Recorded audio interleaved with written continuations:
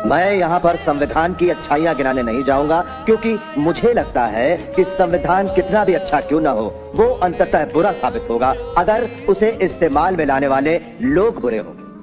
और संविधान कितना भी बुरा क्यों ना हो, वो अंततः अच्छा साबित होगा अगर उसे इस्तेमाल में लाने वाले लोग अच्छे हों। इसलिए जनता और उसके राजनीतिक दलों की भूमिका को संदर्भ में लाए बिना संविधान पर कोई भी निर्णय देना या कोई भी टिप्पणी करना मेरे विचार में व्यर्थ हो।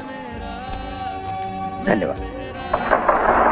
आज हम एक ऐसे इंसान की कहानी में उतर रहे हैं जिसे बचपन में स्कूल में पानी पीने से रोका गया और जो आगे चलकर पूरे देश के लिए अधिकारों और न्याय का संविधान लिखता है। हम डॉक्टर भीमराव रामजी अंबेडकर की बात कर रहे हैं। तो चलिए शुरू करते हैं उनके बचपन से। 14 अप्रैल 1891 महू में जन्म। महर जाति, जिसे उस वक्त अछूत या अनटचेबल माना जाता था। हाँ, और स्कूल के अनुभव तो हम सबने सुने ही हैं। क्लास के बाहर बैठना, खुद की टाट पट्टी लाना, और कोई उन्हें पानी तक नहीं पिलाता था। ये बातें सुनने में जितनी दर्दनाक है उतनी ही जानी पहचानी भी लगती हैं। लेकिन यहाँ एक गहरा सवाल है। इस तरह का अपमान तो लाखों लोग सह रहे थे, फिर भीमराव में ऐसा क्या था कि उन्होंने इसे अपनी तकदीर मानने से इनकार कर दिया? मेरे ख्याल से जवाब उनके पिता रामजी सकपाल के असर में छुपा है। वो सेना में सूबेदार थे और कबीर पंथ को मानते थे। अच्छा। उन्होंने अपने बच्चों को शुरू से सिखाया कि देखो, शिक्षा ही इस सामाजिक बीमारी का एकमात्र इलाज है। उन्होंने भीमराव के मन में ये बात बिठा दी थी कि तुम्हारा संघर्ष सिर्फ तुम्हारा नहीं है।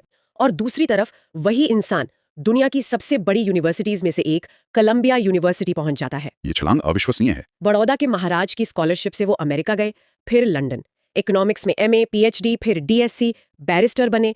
ये सिर्फ डिग्रियां नहीं थीं, ये उस व्यवस्था के मुंह पर एक तमाचा था। बिल्कुल। और ये भी देखना दिलचस्प है कि उन्होंने विषय क्या चुने। उनकी पीएचडी थीसिस का टॉपिक था the evolution of provincial finance in British India, और लंदन में उनकी डीएससी थीसिस थी the problem of the rupee, its origin and it's solution. वो उस वक्त भारत की आर्थिक समस्याओं की जड़ तक जा रहे थे। मतलब उन्होंने समझ लिया था कि सामाजिक गुलामी की जड़ें आर्थिक व्यवस्था में बहुत गहरी हैं। जी, उनकी शिक्षा सिर्फ ज्ञान हासिल करना नहीं था, ये लड़ाई के लिए एक तरह से हथियार जमा करने जैसा था। तो उनके पास दुनिया की बेहतरीन डिग्रियां थी, एक तरह से ज्ञान का कवच था। लेकिन सवाल यह है कि जब वो इस कवच के साथ भारत लौटे तो क्या समाज का व्यवहार बदला? बिल्कुल नहीं, और यही उनकी कहानी का सबसे बड़ा टर्निंग पॉइंट है। बड़ौदा महाराज के यहाँ उन्हें अच्छी नौकरी मिली, लेकिन कोई उनके हाथ से फाइल तक लेने को तैयार नहीं था। दूर से फाइलें उनकी मेज पर फेंकते थे, है ना? हाँ, और उन्हें रहने के लिए घर तक नहीं मिला।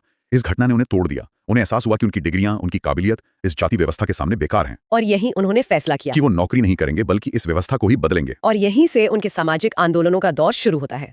1927 का महाड़ सत्याग्रह। हाँ, एक सार्वजनिक तालाब से पानी पीने का संघर्ष। ये सिर्फ पानी की लड़ाई नहीं थी, है ना? इसके पीछे एक बहुत बड़ी सोच थी। नहीं, ये पानी की लड़ाई थी ही नहीं, ये नागरिक अधिकारों की घोषणा थी।